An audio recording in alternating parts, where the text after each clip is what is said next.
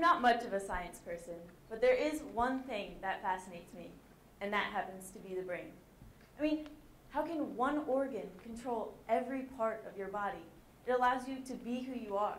It allows you to sing, dance, perform in plays, play sports, just do your everyday activities, and it's just this little ball of matter. I mean, from personal experience, I've realized that we don't know how much our brain truly does for us until we have to watch someone struggle to perform their daily activities because their brain no longer works. My dad was diagnosed with stage 4 glioblastoma brain cancer, the worst brain cancers of them all. I realized that he had about a year to live, but what I did not know was that at age 16, I was going to have to watch my dad slowly lose his ability to speak, to think, to walk, and to even breathe. I mean, it just made me realize all the little things the brain truly does for us. When I eat, I always thought it was my stomach just telling you, like, you've had enough, like, stop eating. But really, it's your brain telling you you're full. And I came to this realization last Thanksgiving when my dad, he was 150 pounds, 5'10". I had to watch him scarf down a full turkey and 2 full pies because that part of his brain could no longer function, and he no longer knew when to stop eating. So in the matter of 2 months, my dad gained about 50 pounds. He was now a 200-pound man. And it only took a matter of months for the tumor to slowly kill off every essential part of his body. I mean, I went from going on long walks on the beach with my dad to our only walks being me and my mom carrying him from his bed to the bathroom, back to his bed, every single day. Just because that tumor no longer allowed him to move his limbs, and he no longer knew how to walk.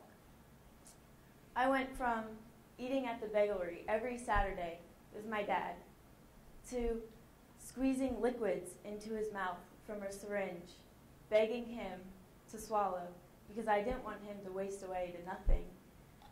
And all because his brain could no longer process that there was food in his mouth and he needed to eat it to survive. I went from having full, deep conversations with my dad to watching him struggle to talk back to me because his brain could no longer produce words. Every night before bed, I would tell my dad I loved him.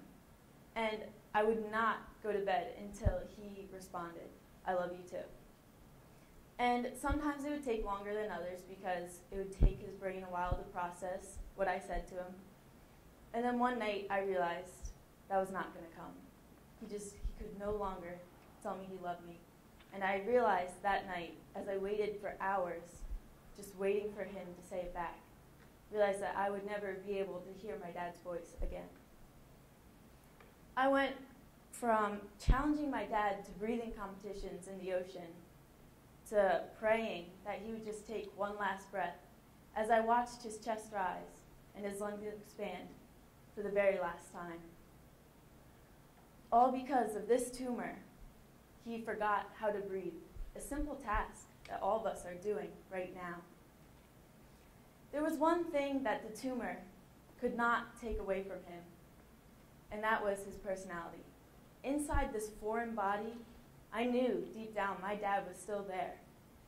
And I came to this realization one night when I was visiting my dad at the intensive care unit, and it was right after lacrosse practice.